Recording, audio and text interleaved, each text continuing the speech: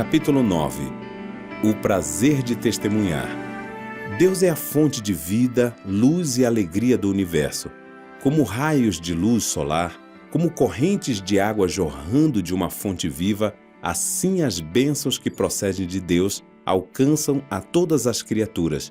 E onde quer que a vida de Deus se encontre no coração das pessoas, ela atingirá outros com amor e bênção. A alegria do nosso Salvador está em erguer e redimir homens e mulheres que caíram. Para isso, ele desprezou a própria vida, suportou a cruz e a humilhação. Assim também os anjos estão empenhados em proporcionar felicidade para as pessoas. Nisto eles se alegram. Aquilo que corações egoístas considerariam um serviço humilhante, ajudar os desgraçados que em todos os sentidos são inferiores a eles no caráter e na posição, é a tarefa dos santos anjos. O espírito do amor abnegado de Cristo é o espírito que existe no céu e a essência da alegria que existe ali. Esse é o espírito que os seguidores de Cristo deverão possuir para fazer a obra que lhes está confiada. Quando o amor de Cristo está no coração, como um bom perfume, ele não pode ficar escondido. Sua santa influência é sentida por todos os que entram em contato com ele. O Espírito de Cristo no coração é como uma fonte no deserto que, com suas águas, refrigera todos e desperta naqueles que estão prestes a perecer o desejo de beber da água da vida. O amor por Jesus será demonstrado através do desejo de trabalhar como ele trabalhou para abençoar e erguer a humanidade. Ele fará com que sintamos amor, ternura e simpatia para com todas as criaturas do Pai Celestial. A vida do Salvador na Terra não foi de comodidade e dedicação aos próprios interesses. Pelo contrário, ele atuava com persistente e fervoroso esforço pela salvação da humanidade perdida. Da manjedoura até o Calvário, ele trilhou o caminho da abnegação, enfrentando tarefas árduas, viagens cansativas e exaustivas preocupações. Ele disse: "O Filho do Homem não veio para ser servido, mas para servir." Esse era o único e grande objetivo de sua vida. Tudo mais era secundário e menos importante. Sua comida e sua bebida eram fazer a vontade de Deus e terminar sua obra. A satisfação do próprio eu e o interesse em si mesmo não faziam parte dos seus objetivos. Assim também, os participantes da graça de Cristo estarão prontos para qualquer sacrifício para que outros por quem ele morreu possam receber esse dom celestial. Eles farão tudo o que puderem para transformar o mundo num lugar melhor, para que nele todos possam viver. Esse espírito é o legítimo resultado de um coração verdadeiramente convertido.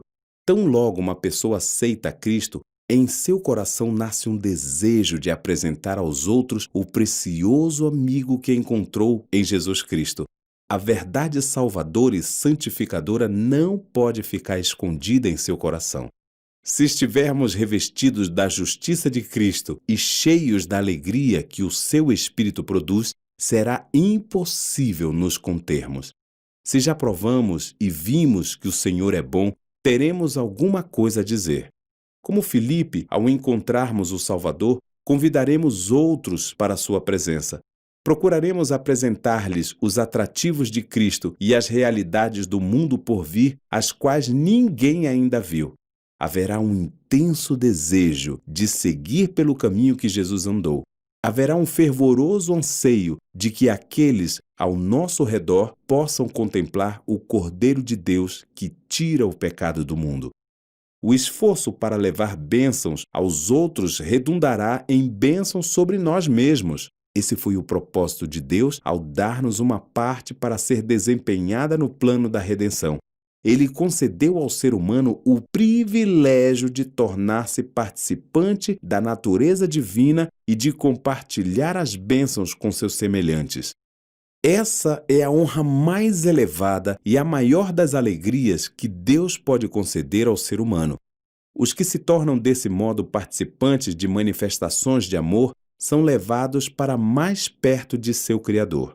Deus poderia ter confiado aos anjos celestiais a mensagem do Evangelho e todo o trabalho de ministrar amor. Poderia ter empregado outros meios para cumprir seu propósito, mas em seu infinito amor, ele preferiu tornar-nos cooperadores seus, juntamente com Cristo e os anjos, para que pudéssemos partilhar das bênçãos, da alegria e do enlevo espiritual que resultam desse ministério altruísta. Ao meditarmos nos sofrimentos de Cristo, passamos a manter uma maior proximidade dele.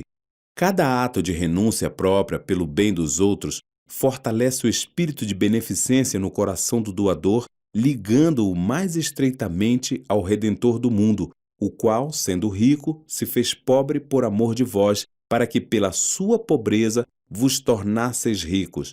À medida que cumprimos o propósito divino, ao nos criar, é que a vida se torna uma bênção para nós. Se você agir como Cristo determinou a seus discípulos e levar outras pessoas até Ele, sentirá a necessidade de uma experiência ainda mais profunda e de um conhecimento maior das coisas divinas. Você terá fome e sede da justiça. Rogará a Deus e sua fé será fortalecida. Com grande interesse, beberá da fonte da salvação. A oposição e as provações que encontrar o conduzirão para a Bíblia e a oração. Você crescerá na graça e no conhecimento de Cristo e desenvolverá uma rica experiência. O espírito de trabalho desinteressado pelos outros proporciona profundidade, estabilidade e amabilidade cristã ao caráter, trazendo paz e felicidade ao que o possui. As aspirações são as mais elevadas. Não há lugar para preguiça ou egoísmo. Os que desse modo exercitam as graças cristãs crescerão e se tornarão fortes para trabalhar para Deus. Terão uma percepção espiritual mais clara, fé constante e crescente e um poder cada vez maior na oração. O Espírito de Deus, atuando em seu coração, desperta as sagradas harmonias da alma em resposta ao toque divino. Os que se dedicam ao esforço desinteressado pelo bem dos outros estarão, certamente, contribuindo para a própria salvação. A única maneira de crescer na graça é fazer de maneira desinteressada o próprio trabalho que Cristo nos ordenou. Empenhar-nos na medida da nossa habilidade em ajudar e abençoar os que precisam do auxílio que podemos dar. A força se desenvolve pelo exercício. A atividade é uma condição para a sobrevivência.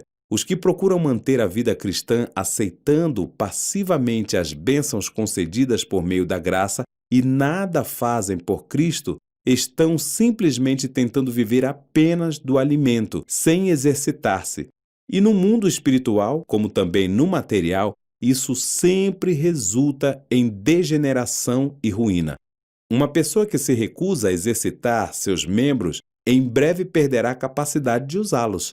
Da mesma maneira, o cristão que não exercitar os poderes dados por Deus não somente deixará de crescer em Cristo, como também perderá a força que já adquiriu. A Igreja de Cristo é a agência designada para a salvação do ser humano. Sua missão é levar o Evangelho ao mundo, e essa obrigação repousa sobre os ombros de todos os cristãos. Todos, na medida do seu talento e das oportunidades que lhes são dadas, devem cumprir a ordem do Salvador.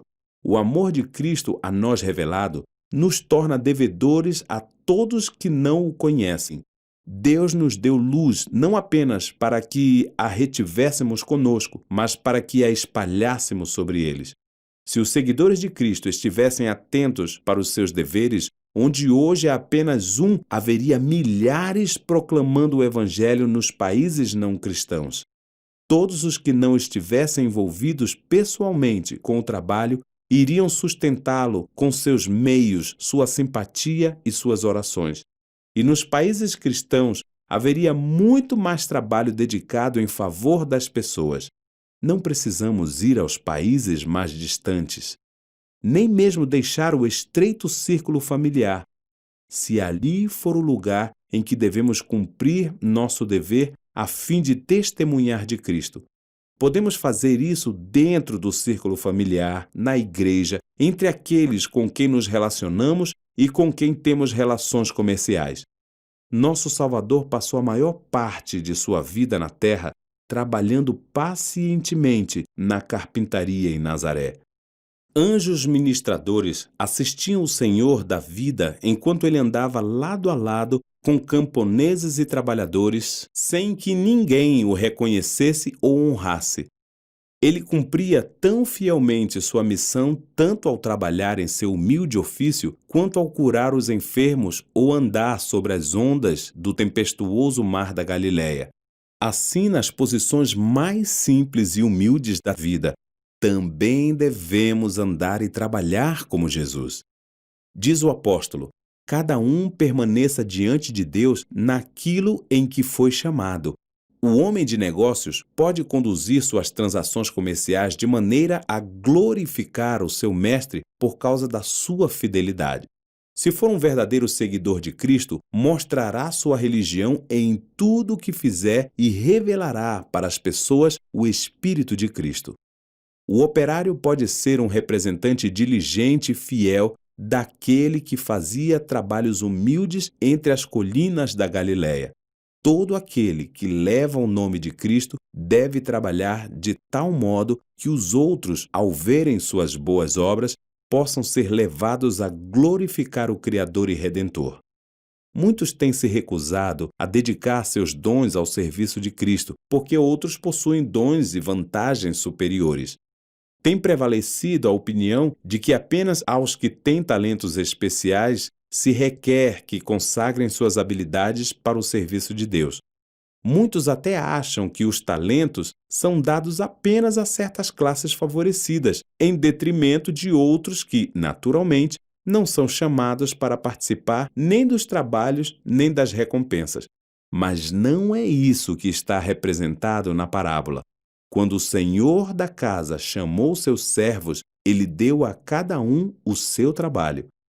Com espírito amável, podemos desempenhar até as tarefas mais humildes como para o Senhor. Se o amor de Deus estiver no coração, ele se manifestará na vida. O suave perfume de Cristo nos envolverá e nossa influência será para o enlevo e bênção dos que nos cercam. Você não deve esperar ocasiões especiais ou desejar ter habilidades extraordinárias antes de ir trabalhar para Deus. Não precisa preocupar-se com o que o mundo pensará de você, se a sua vida diária for um testemunho da pureza e sinceridade de sua fé e se os outros estiverem convencidos de que você deseja o bem deles, seus esforços não serão em vão. Os mais humildes e mais pobres dos discípulos de Jesus podem ser uma bênção para outros. Eles podem nem perceber que estão fazendo bem, mas por sua influência, ainda que inconsciente, podem iniciar ondas de bênçãos que irão se alargando e se aprofundando. Os abençoados resultados podem também não ser reconhecidos até o dia da recompensa final. Nem notam que estão fazendo alguma coisa grande. Não devem ainda ficar ansiosos por obter sucesso. Precisam apenas prosseguir adiante tranquilamente, fazendo o trabalho que a providência de Deus lhes determine, e sua vida não terá sido em vão. Sua experiência e realização crescerão cada vez mais à semelhança de Cristo. São colaboradores de Deus nesta vida e, por essa razão, estão preparados para a obra mais elevada e a verdadeira felicidade da vida por vir.